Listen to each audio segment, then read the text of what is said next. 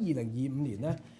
整年嘅整體嘅罪行刑事罪行咧，總共係錄得89,137宗，咁啊較2024年嘅94,747宗咧，就下跌咗5.9%。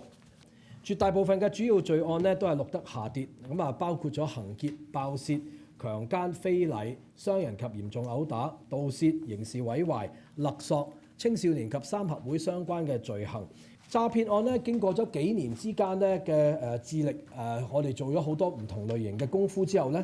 舊年嘅數字都係高企嘅，總共咧係錄得43,212宗。咁但係咧已經係較2024年咧見到有一個下跌嘅跡象，係輕微下跌咗2.9%。呢個亦都係咧2019年開始詐騙案數字逐漸上升之後第一次嘅回落。至於國家安全相關嘅情況，喺香港國安法同埋維護國家安全條例生效之後，去到舊年年底，警方國安處一共拘捕385人，超過一半咧已經被檢控。法庭已經對黎智英嘅案件咧，被告咧裁定罪成，亦都喺啱啱過去嘅禮拜一咧作出判刑，亦都反映咗咧勾結外國或者係境外勢力危害國家安全係一個非常非常嚴重嘅罪行。我哋對嗰啲心懷不軌、危害國家安全嘅人，堅決係會依法採取一切管用嘅措施，執法到底，一定唔會手軟。